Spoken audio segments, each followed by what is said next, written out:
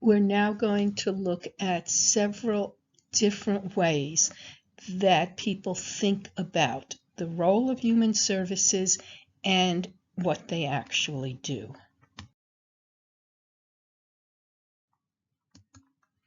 One way is to think about levels of problem solving, which can include the micro level, which is generally the closest, smallest, say the individual, the meso level, which includes the larger, close system in which that person is living and working, and the macro level, which is the larger social source or solution to the problems. The micro level works with individuals, families, or small groups, and it helps manage emotional, social, financial, and mental challenges.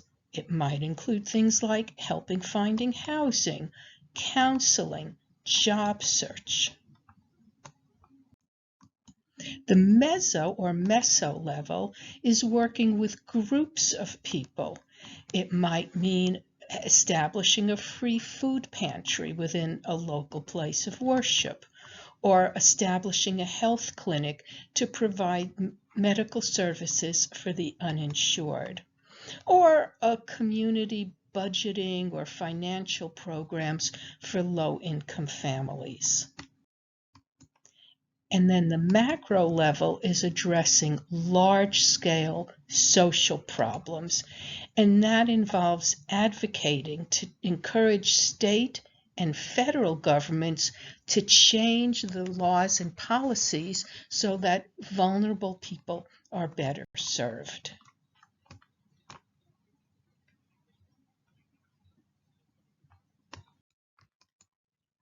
Now, systems theory is based on the idea, which makes a lot of sense once you think of it, that people do not exist alone.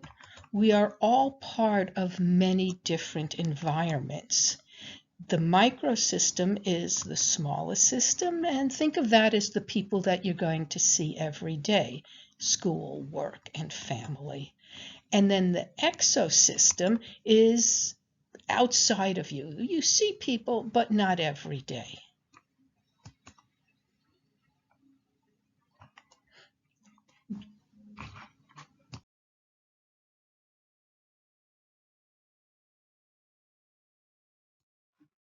And then this system has a different way of talking about the mesosystem, which is how the smallest, the micro environment you live in, and the exo, the largest environment, are working together or not. So a good example of this is, does daycare match the employer's work hours? Daycare and employment are two systems in which a person's functioning. But if they don't work together, then it's the individual who's suddenly in crisis. Is the school working with the parents effectively? The child has a school environment and a home environment, but if those two are not communicating, so problem solving and the planned change model.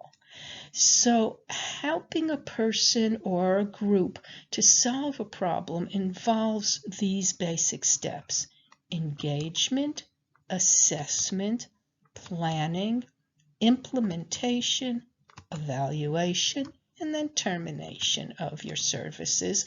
Oh, take that back. Then there's a follow-up to continue to provide assistance as things change.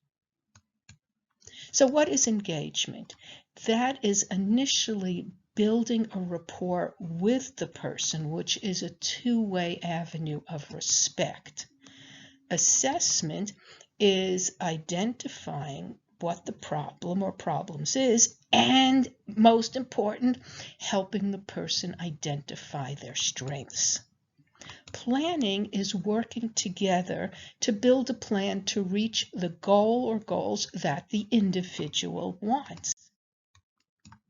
Implementation is working together to follow that plan, to obtain the goals.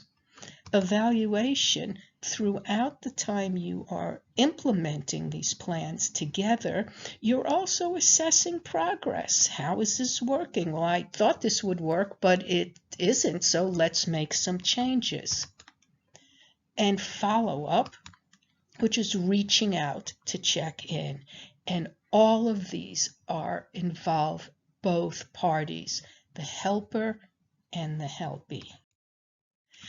Here's a quick picture of it, going from engagement to problem assessment, planning, action, evaluation, and follow-up.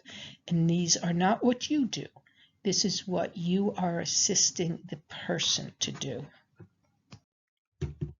Here is another way that people who think about human services and the roles of people in our societies like to make a visual way to look at it.